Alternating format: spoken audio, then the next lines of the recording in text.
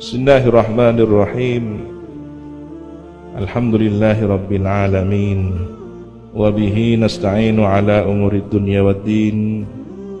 Wassalatu wassalamu ala ashrafil anbiya'i wal mursalin, Sayyidina Muhammad wa ala alihi wa sahbihi ajma'in.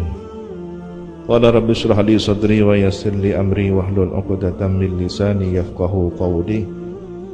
Amma ba'du.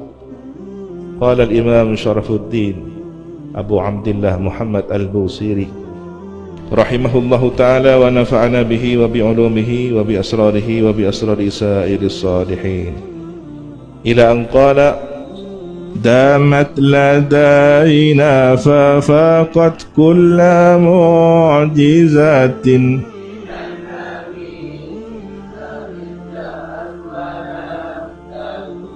Damat senantiasa, la zalat terus menerus ya, baqiyatun wa qa'imatun terus senantiasa. Fafaqat maka mengungguli mukjizatnya Nabi Muhammad itu, mengungguli kulla mu'jizatin kepada setiap mukjizat minan nabiyina, para nabi yang lain. Idja'at tatkala datang mukjizat para nabi itu, walam tadumi dan tidak tetap. Tongkatnya Nabi Musa ya sudah selesai. Kejadian bisa membelah lautan ya pada masa itu.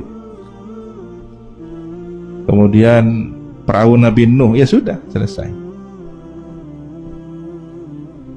Loh katanya ada, ia ditemukan fosil mirip perahu Nabi Nuh.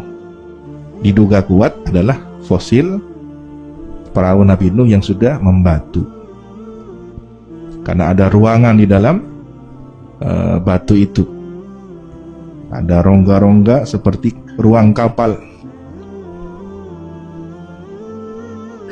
Tapi kan sudah selesai, kejadian itu sudah selesai. Ayat Al-Quran itu mukjizatnya terus, tidak habis sampai hari kiamat nanti. Kalau sudah Al-Quran sudah tak terbaca, itulah tanda menjelang hari kiamat. Jadi hari ini para ilmuwan banyak menemukan jawaban-jawaban dari persoalan ilmiah mereka. Bagaimana Al-Quran sudah menyebutkan alaqah ya, segumpal daging yang bisa nempel dan menghisap. Kata alaqah ini sudah 1400 tahun yang silam. Sementara pakar kandungan baru beberapa dekade terakhir menemukan zigot itu akan nempel ke dinding rahim, menghisap seperti lintah. Dari sinilah kemudian tambah besar menjadi bayi ya. Nah ini bagaimana bisa diteliti? Di zaman Nabi tidak ada alat canggih seperti yang ditemukan manusia terakhir ini, mutakhir ini. Tetapi lebih canggih ilmunya Allah, lebih canggih mukjizatnya Nabi, lebih canggih Al-Quran yang telah memberikan informasi tentang dunia bayi dalam kandungan itu, alam janin itu, dan banyak lainnya ya, bahwa ternyata benda-benda di luar angkasa itu tajri ya, jadi tajri ini berjalan tapi tidak rata. Kalau bergeser ini bergerak tapi lurus rata. Tapi kalau berjalan biasanya ada gerakan gelombang ya, manusia berjalan tidak rata, kaki kanan kaki kiri seperti berbentuk gelombang. Air tajri mengalir ya, al-ma tajri, al-miyah tajri mengalir, tidak rata, bergelombang. Maka ketika al-falak, benda-benda di luar angkasa itu disebut oleh Al-Quran dalam surat Yasin, gimana?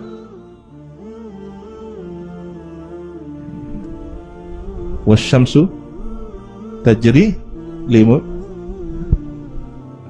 Nah ini berarti matahari berjalan, tidak hanya diam menyinari begitu pada porosnya, bergerak. Apakah mengitari sesuatu yang lebih besar lagi? Ya, tidak hanya setiap planet ada orbitnya, tapi matahari juga berjalan pada rotasinya. Kemana tidak tahu, lebih luas lagi. Yang kita tahu hanya bumi yang mengitari matahari. Tapi bumi yang mengitari matahari ini ikut matahari yang juga mengitari sesuatu yang lebih besar. Kemana arahnya? Allahu a'lam. Maka ada teori yang mengatakan bahwa alam semesta ini mengembang dari semula Big Bang, ledakan, terus mengembang.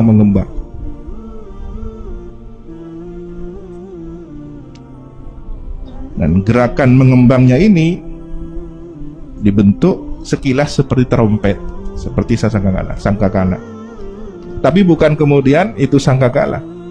Ada dugaan bahwa yang dimaksud dengan ditiupnya sangkakala adalah ditiupnya alam semesta itu untuk hancur. Itu teori yang masih belum akurat. Muhakkamatun fama tubqina min syubahin lidhi shiqaqin wa ma tabghina min. Muhakkamatun, ayat Al-Quran itu mukjizatnya ditetapkan sebagai aturan syariat, menjadi undang-undang peraturan dalam kehidupan. Fama tubqina, maka tidaklah membiarkan min subahin terhadap adanya ketidakjelasan, lidhi shiqaqin, bagi orang yang mendebat, ya, sahibu syubhah, wa ma tabghina, dan tidaklah mencari kamu min hakamin, kepada seorang hakim yang menentukan keputusan. Tidak butuh, sudah Al-Quran sudah yang menentukan. Jadi ayatnya sudah pasti muhakkamah, ditetapkan menjadi ayat yang disebut dengan nasqat. Ya, perintah sholat, ya sudah sholat, pasti tidak ada tawar menawar lagi, tidak membiarkan terhadap adanya subhat. Nah, mengenai ayat yang kemudian di situ ayatun mutasyabihat, tujuan Allah menurunkan ayat-ayat mutasyabihat menjadi ujian, terseleksi siapa yang beriman teguh pada tuntunan Nabi dan siapa yang kemudian mengikuti hawa nafsunya. Contoh ayat tentang Tsumastawa 'alal arsy, Allah istiwa 'alal arsy. Nah, ini kata istawa di dalam kamus ada yang bermakna duduk, ada yang bermakna menguasai, mengatur. Nah, dulu para sahabat ketika membaca ayat ini di hadapan Nabi tidak bertanya apapun, diam. Maka ketika di zaman Imam Malik muncul pertanyaan, bagaimana kaifiyahnya istiwa? Katanya Allah istawa 'alal arsy. Bagaimana? Imam Malik diam, tertunduk lama. Kemudian beliau mendongak, menjawab bahwa istawa itu maklum, sesuatu yang diketahui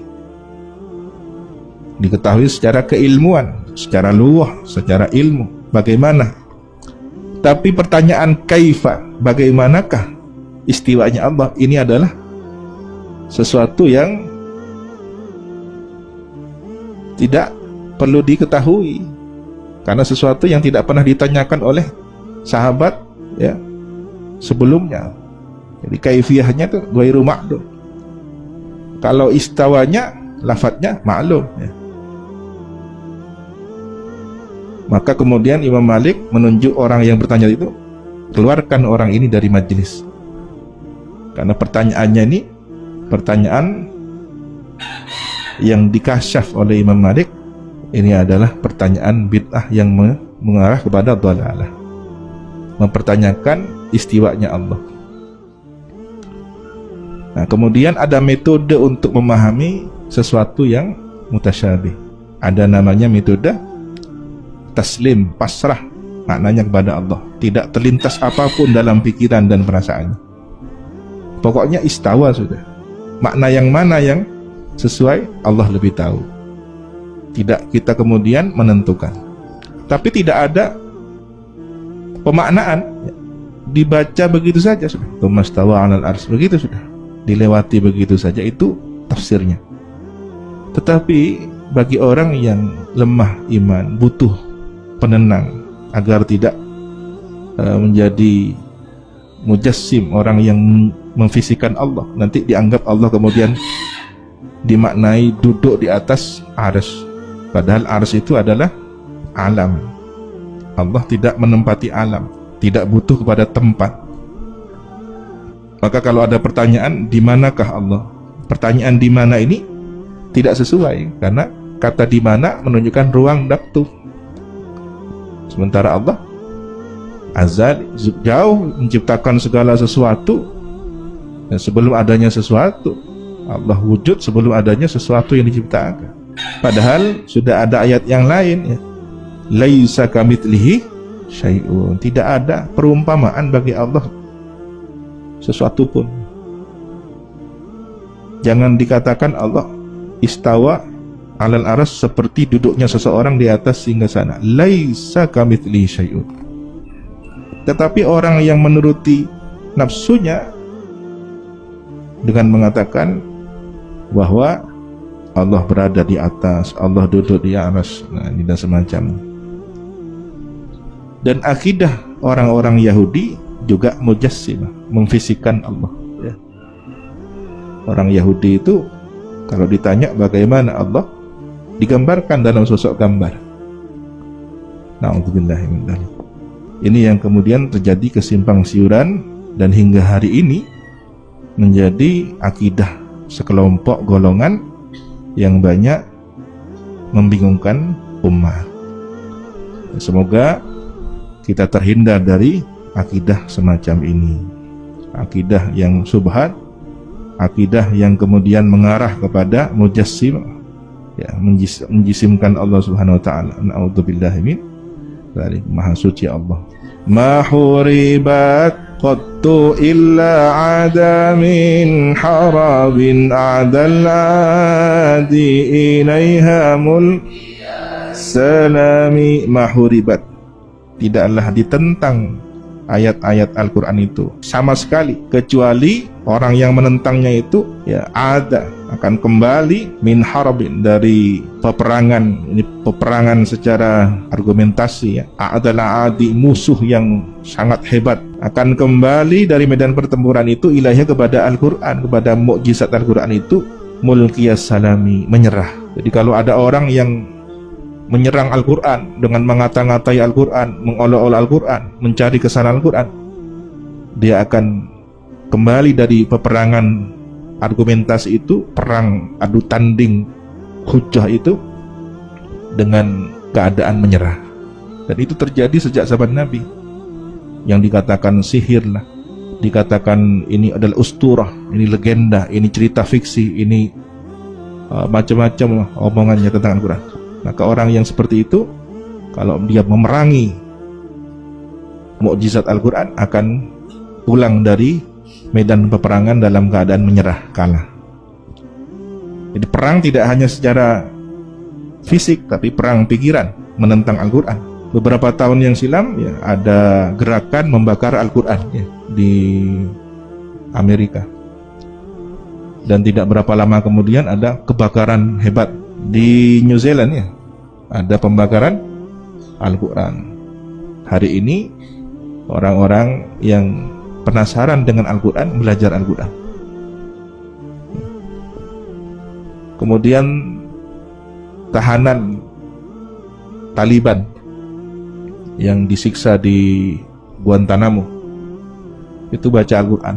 Oleh sipir penjara, Al-Quran diinjak, dibuang ke kakus, dibakar. Dan hari ini banyak sipir penjara belajar Al-Quran. Ini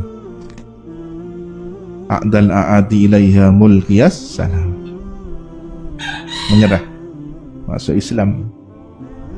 Raddat balaghatuha da'wa mu'aridiha Raddal ghayuri yadal jani anil hurami. Raddat, membantah, menolak, membantah. Balaghatuha, balaghahnya Al-Quran, sastra tertinggi Al-Quran. Dakwa mu'aridiyah, kepada tuduhan mu'aridiyah, orang yang menentangnya. Bagaikan membantahnya orang yang cemburu, al-ghayur, pencemburu, kepada tangan yadal jani, orang yang menyakiti, mengganggu, anil hurami, kepada sesuatu yang bernilai kehormatan. Ya, istri, anak, keluarga, itu hurmah, hurmatun huram. Huram ini jam dari hurmah. Maka kalau di Arab menyebut istri itu disebut hurmah. Ini hurmah saya, maksudnya zaujati. Jadi hurmah kata lain dari zaujati. Walaupun hurmah itu umum, tapi menjadi satu makna khusus dalam situasi, kondisi, tradisi setempat. Jadi kehormatan, hormat, kehormatan sudah jadi bahasa Indonesia ya. Hormat, kehormatan, hormat. Kenapa kemudian menghormat pada orang yang patut dimuliakan? Karena ada nilai makna yang patut dimuliakan, kehormatan. Jadi cukuplah nilai sastra Al-Quran yang tinggi itu akan menjadi jawaban, membantah terhadap tuduhan-tuduhan orang yang menentangnya. Laha ma'anin kamaujil bahri fi madadin wa fawqa jauharihi fil husni wal qiyami. Laha, bagi ayat-ayat Al-Quran itu ma'anin, adapun kandungan makna. Kamaujil bahri, seperti ombak lautan. Subhanallah ya. Fi madadin, madad ini pertolongan ya. Wa fawqa jauharihi, dan di atas hakikatnya, di atas hakikat makna Al-Quran yang seperti lautan itu, fil husni, dalam keindahan, wal qiyami, dan nilainya. Di atas itu lagi ada lebih bernilai dari permata sekalipun, hakikatnya jauh lebih tak ternilai. Maknanya Al-Quran itu, ma'aninya Al-Quran itu seperti gerak ombak lautan. Itu kan luar biasa. Artinya tidak stagnan, tidak sesuatu yang hanya dibaca dan diam, tapi ada gerakan. Dan ini terjadi pada orang-orang non-muslim yang membaca Al-Quran. Melalui terjemahannya tergerak untuk menyambut hidayah Allah. Bagaimana dengan orang yang mendalami Al-Quran, paham Al-Quran? Maka menjadi energi yang bergerak. Fama tu'addu wa la tuhsa ajaibuha wa la tusamu 'alal iktsari bisami. Maka tidaklah bisa dihitung ajaibuha, keajaiban Al-Quran, tidak bisa dihitung keajaiban Al-Quran. Wala tusam, dan tidak dapat digambarkan, tidak dapat ditandingi. Alal iksari, membaca Al-Quran berulang-ulang ya, tidak ada kejenuhan membaca Al-Quran. Dan setiap membaca ada makna baru, ada pemahaman baru yang terungkap. Ayatnya boleh sama yang dilewati, tetapi maknanya terus bertambah semakin mendalami makna yang terkandung. Subhanakallahumma wa bihamdika, asyhadu an la ilaha illa anta, astaghfiruka wa atubu ilaik. Wa sallallahu ala sayyidina Muhammadin wa ala alihi wa sahbihi wa sallam. Alhamdulillahi rabbil alamin.